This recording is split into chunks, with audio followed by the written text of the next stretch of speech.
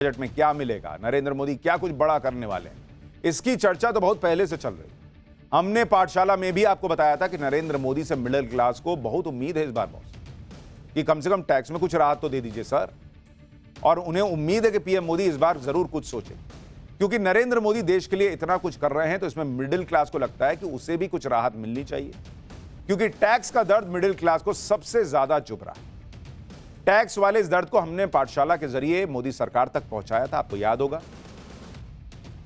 हमने पाठशाला में विस्तार से आपको टैक्स पर चैप्टर दिखाया था, क्या कर सकती है मोदी सरकार, क्या उन्हें देखना चाहिए मिडिल क्लास के दर्द को, ये सारी बातें की थी जो बड़ी वायरल भी हुई थी। और सहयोग की बात देखिए कि आज प्रधानमंत्री नरेंद्र मोदी ने कुछ ऐसी बात कह दी जिसे सुनकर सबके मन में लड्डू फूटना शुरू हो गया। प्रधानमंत्री नरेंद्र मोदी ने आज बजट से ठीक पहले बता दिया कि किस पर कृपा बरसने वाली है और किस पर क्रोध होगा। क्रोध की बात तो आज पीएम मोदी ने बता ही दी जब उन्होंने उस डीप स्टेट की क्लास लगा दी, जिस डीप स्टेट को दुनिया में सबसे तेजी से बढ़ता भारत बहुत चुभ रहा था। ये डीप स्टेट, ये इकोसिस्टम हमेशा इस ताक में रहता है कि भारत के साथ कोई ना कोई साजिश की जाए। इस डीप स्टेट के दम पर भारत में भी मोदी विरोधी बड़े उछल रहे थे। पीएम मोदी ने आज इसी डीप स्टेट की चिंगारी को कैसे ठंडा किया उसका चैप्टर भी खोलूंगा, उसमें ट्रंप का क्या योगदान है यह भी बताऊंगा। लेकिन पहले बजट की बात। आप पीएम मोदी को सुनिए, उन्होंने जो मिडिल क्लास का नाम लेकर कहा है, फिर बताऊंगा कि बजट में होने क्या वाला है और मिडिल क्लास को क्या राहत मिल सकती है। मां लक्ष्मी हमें सिद्धि और विवेक देती है, समृद्धि और कल्याण भी देती है। मैं मां लक्ष्मी से प्रार्थना करता हूं कि देश के हर गरीब एवं मध्यम वर्ग समुदाय पर मां लक्ष्मी की विशेष कृपा रहे। अब प्रधानमंत्री कई बार खुद ही कह चुके हैं कि वो जो करने वाले होते हैं उसका हिंट वो पहले ही दे देते हैं। इसलिए पब्लिक को लग रहा है कि उन्होंने गरीब और मिडिल क्लास पर मां लक्ष्मी की कृपा विशेष तौर पर बनी रहे, ये कहकर बहुत बड़ा संकेत दे दिया। बजट से ठीक पहले पीएम मोदी ने गरीब और मिडिल क्लास पर मां लक्ष्मी की कृपा की बात की, और यह सबको पता है कि मां लक्ष्मी की कृपा से समृद्धि और धन की वर्षा होती है।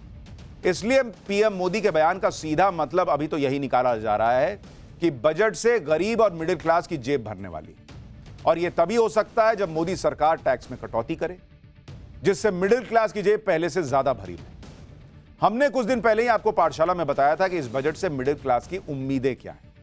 जैसे मिडिल क्लास को उम्मीद है कि भाई न्यू टैक्स रिजीम के तहत 10 लाख रुपए तक सालाना आय को टैक्स फ्री कर दिया जाए, अभी यह 7 लाख की लिमिट है। दूसरा कि 18 से 20 लाख की इनकम पर टैक्स रेट को कम कर 20% किया जाए, अभी 12 से 15 लाख की इनकम पर 20% टैक्स लग जाता है। तीसरा, न्यू टैक्स रिजीम में 30% टैक्स स्लैब को 15 लाख की इनकम से बढ़ाकर 20 लाख से ज्यादा की इनकम पर लागू कर दिया जाए।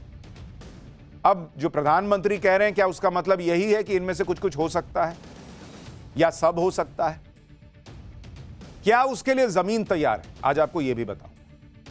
कल का बजट पीएम मोदी के तीसरे कार्यकाल का पहला पूर्ण बजट होने वाला है, और बजट से मिडिल क्लास का खास ख्याल रखा जाएगा। इसके संकेत आज सिर्फ प्रधानमंत्री नरेंद्र मोदी ने नहीं दिए, बल्कि राष्ट्रपति द्रौपदी मुर्मू ने भी अपने भाषण में इसका संकेत दिया। मतलब डबल संकेत आया है बॉस।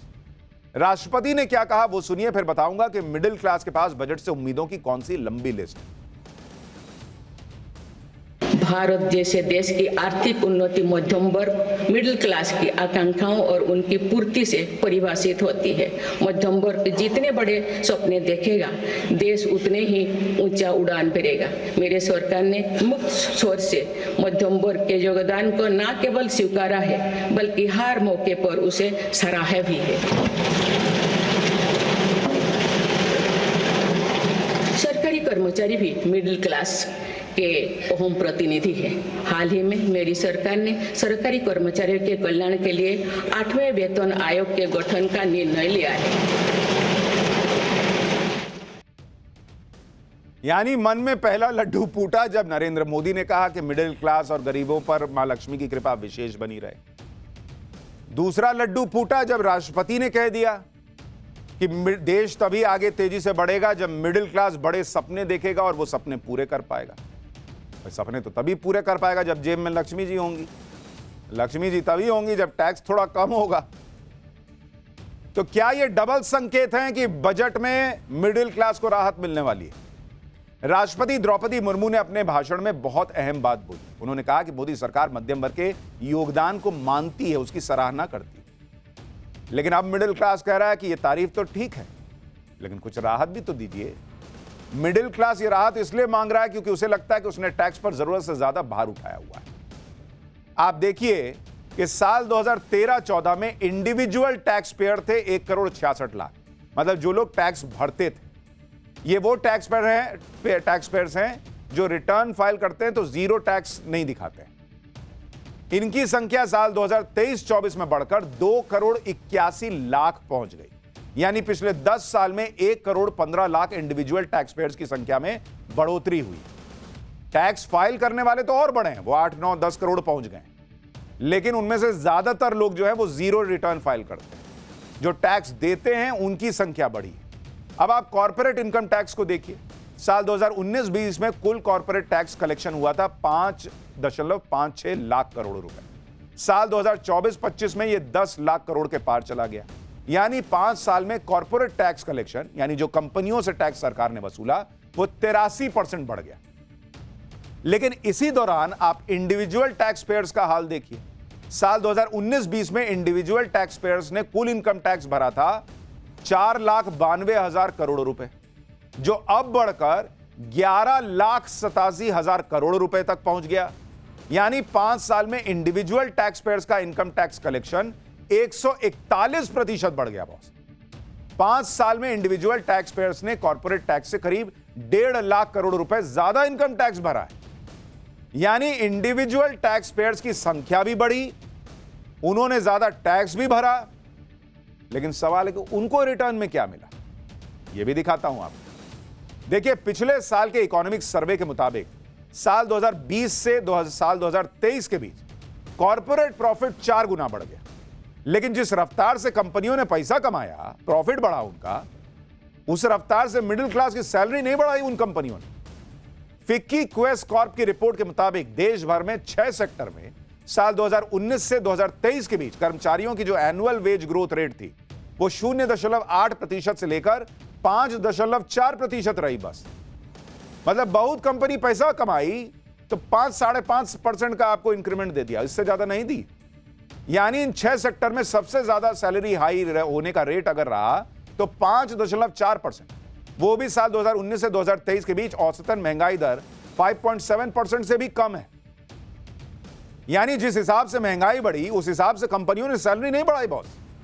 और यह सरकार कंपनियों को राहत दी कि आप अगर पैसा बचाइएगा तो ज्यादा नौकरी दीजिएगा, ज्यादा लोगों की सैलरी बढ़ाइएगा, वो ज्यादा कमाएगा तो ज्यादा इन्वेस्ट करेगा, आप भी देश में पैसा लगा पाइएगा।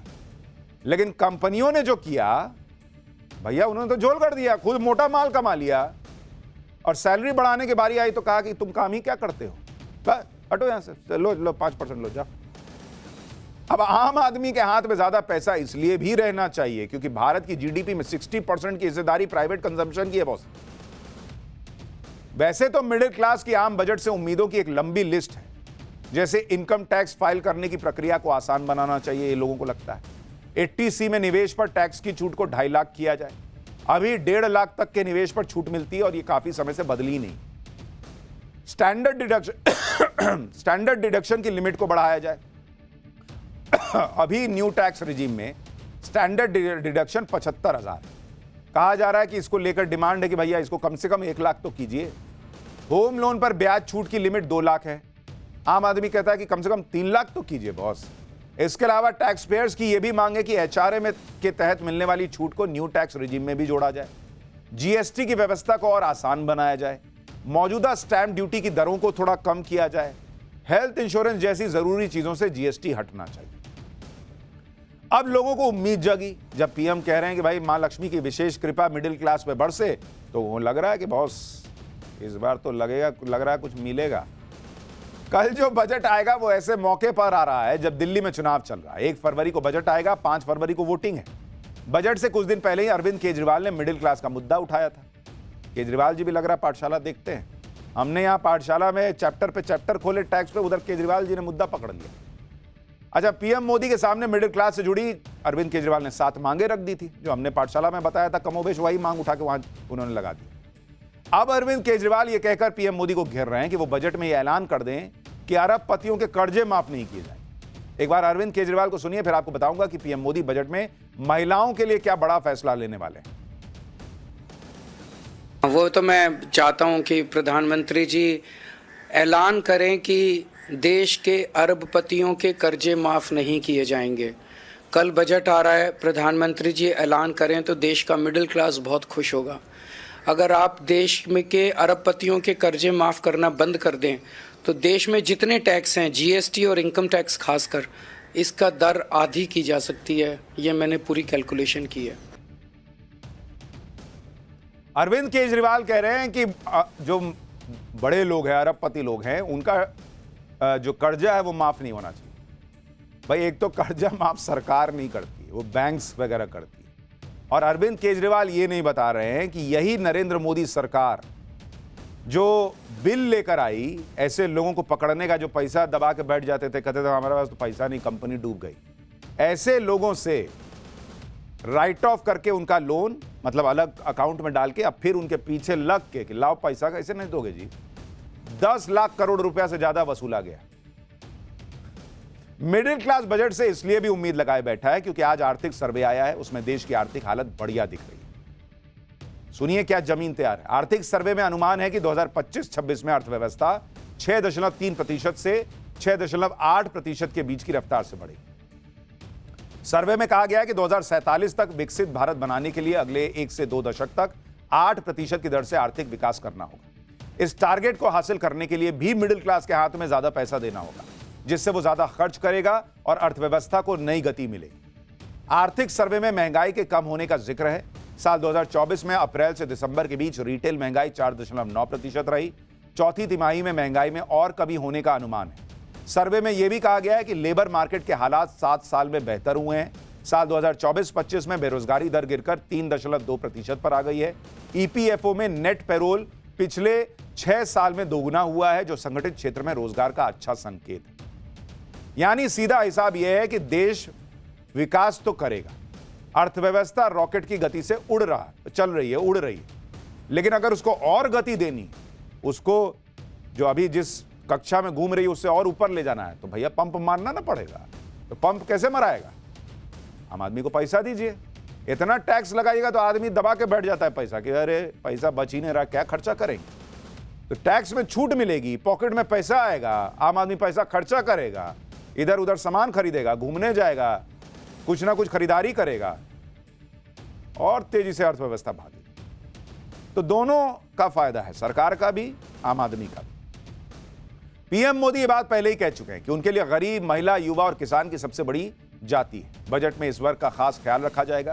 पीएम मोदी ने आज इसके भी संकेत दिए। उन्होंने कहा कि महिलाओं के सम्मान के लिए इस सत्र में अहम फैसले लिए जाएंगे। एक बार पीएम को सुनिए, फिर बताता हूं कि पीएम मोदी ने कैसे आज डीप स्टेट और उसके इकोसिस्टम के भी तोते उड़ा दिए। इस सत्र में हमेशा की तरह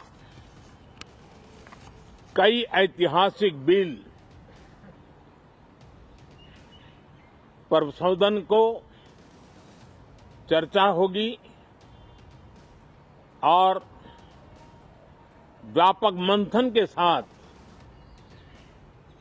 वो राष्ट्र की ताकत बढ़ाने का काम करने वाला कानून बनेंगे।